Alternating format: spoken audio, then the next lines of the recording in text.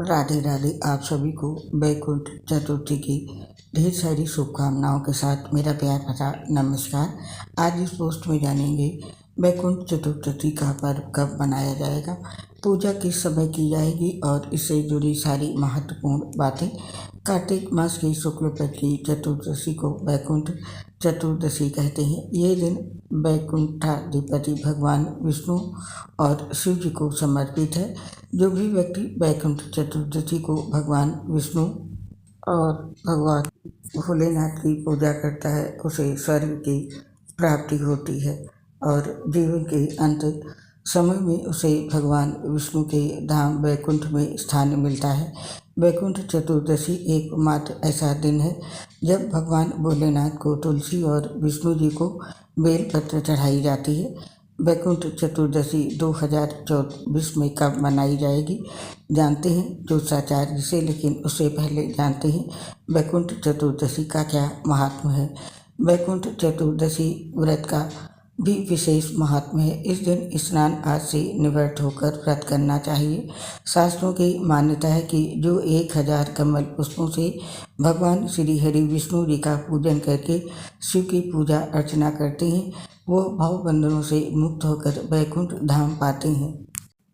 मान्यता है कि कमल से पूजन करने पर भगवान को समग्र आनंद प्राप्त होता है और भक्त को शुभ फलों की प्राप्ति होती है। वैकुंठ चतुर्दशी को व्रत कर तारों की छाँव में सरोवर, नदी इत्यादि के तट पर 14 दीपक जलाने चाहिए और वैकुंठाधिपति भगवान विष्णु को स्नान कराकर विधि विधान से भगवान श्री विष्णु जी का पूजा अर्चना करनी चाहिए तथा उन्हें तुलसी पत्ते अर्पित करते हुए भोग लगाना चाहिए। इस दिन स्नान आदि से निवृत्त होकर व्रत करना चाहिए। शास्त्रों की मान्यता है जो 1000 कमल पुष्पों से भगवान श्री हरि विष्णु जी का पूजन करके शिव की पूजा अर्चना करते हैं वो भवबंधनों से मुक्त होकर वैकुंठ धाम पाते हैं। मान्यता है कमल से पूजन करने पर भगवान को समग्र आनंद प्राप्त होता है तथा भक्त को शुभ फलों की प्राप्ति होती है। वैकुंठ चतुर्दशी को व्रत कर तारों की छाँव में सरोवर, नदी इत्यादि के तट पर 14 दीपक जलाने चाहिए और वैकुंठाधिपति भगवान विष्णु को स्नान कराकर विधि विधान से भगवान श्री विष्णु जी की पूजा अर्चना करनी चाहिए तथा उन्हें तुलसी पत्ते अर्पित करते हुए भोग लगाना चाहिए।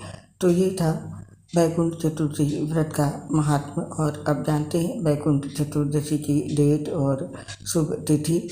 पंचांग के अनुसार वैकुंठ चतुर्दशी कार्तिक माह के शुक्ल पक्ष की चतुर्दशी तिथि पर मनाई जाती है।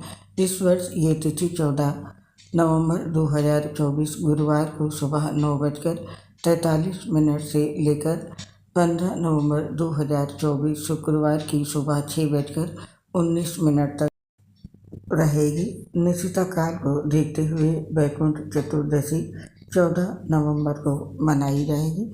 और अब नोट कर लीजिए इस दिन की पूजा का शुभ मुहूर्त। वैकुंठ चतुर्दशी के दिन जगत के पालनहार भगवान श्री हरि नारायण और महाकाल भगवान भोलेनाथ की पूजा निष्ठा काल में किया जाना शुभ होता है। इस दिन निष्ठा काल समय रात्रि में 11:39 से लेकर के रात्रि के 12:32 तक रहेगा। इस शुभ समय अवधि में भगवान विष्णु जी और शिव जी की पूजा करने से शुभ फलों की प्राप्ति होती है। वैकुंठ चतुर्दशी की पूजा कब करनी चाहिए जानते हैं। वैकुंठ चतुर्दशी पर भगवान विष्णु की पूजा निष्ठा काल में की जाती है जो हिंदू दिन गणना के अनुसार मध्य रात्रि का समय है। इस दिव्य अवसर पर भक्तगण विष्णु सहस्त्र नाम अर्थात भगवान विष्णु के 1000 नामों का पाठ करते हुए भगवान विष्णु को 1000 कमल पुष्प अर्पित करते हैं। और अब जानते हैं वैकुंठ चतुर्दशी पर किस विधि से पूजा करनी चाहिए। इसके लिए 14 नवंबर गुरुवार की सुबह स्नान आदि करने के बाद हाथ में जल और चावल और फूल लेकर व्रत पूजा का संकल्प लें और दिन भर उपवास रखें। पानी या कुछ खाएं पिएं नहीं। ऐसा करना संभव न हो तो एक समय फलाहार कर सकते हैं। और रात में 12 बजे के बाद एक ही पटिये यानी बाजूद पर भगवान शिव जी और विष्णु जी के चित्र स्थापित करें और भगवान विष्णु को कमल के फूल और शिव जी को बेलपत्र चढ़ाएं और पूजा के दौरान यहाँ लिखा हुआ निम्न मंत्र बोले। मंत्र यहाँ पर दिया हुआ है और दोनों देवताओं को कुमकुम से तिलक करें, फूलों की माला पहनाएं, साथ में शुद्ध घी का दीपक भी जलाएं और वस्त्र के रूप में मौली समर्पित करें। इस तरह विधि विधान से पूजा करने के बाद भगवान की आरती करें। रात भर इस दिन सोए नहीं बल्कि भजन कीर्तन करते रहें और अगली सुबह यानी 15 नवंबर शुक्रवार को ब्राह्मणों को भोजन करवाएं और दान दक्षिणा देकर विदा करें। इसके बाद स्वयं भोजन करें। इस तरह से जो भी व्यक्ति वैकुंठ चतुर्दशी पर भगवान शिव और भगवान विष्णु जी की पूजा विधि विधान से करता है और व्रत करता है, उसके घर में सुख समृद्धि बनी रहती है और परेशानी भी दूर होती है। ये थी वैकुंठ चतुर्दशी की सबसे सरल पूजा विधि। और अब जानते हैं पूजा करते समय हमें किन बातों का ध्यान रखना है। वैकुंठ चतुर्दशी की पूजा करते समय इन बातों का जरूर ध्यान रखें।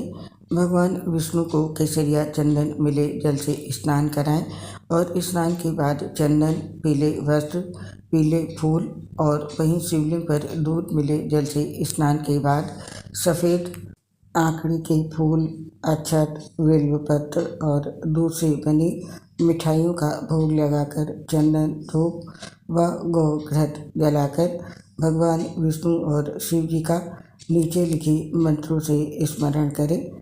मंत्र यहाँ पर लिखे हुए हैं। पहला मंत्र ये भगवान शिव जी का मंत्र है, इसका स्मरण करें। और ये दूसरा मंत्र भगवान विष्णु जी का मंत्र है, इस मंत्र का स्मरण करें। और मंत्र स्मरण के बाद खास तौर पर दोनों देवताओं को कमल फूल भी अर्पित करें। पूजा व मंत्र जप के बाद विष्णु जी और शिव जी या त्रिदेव की धूप, दीप व कर्पूर आरती कर घर के द्वार पर दीप प्रज्वलित भी करें।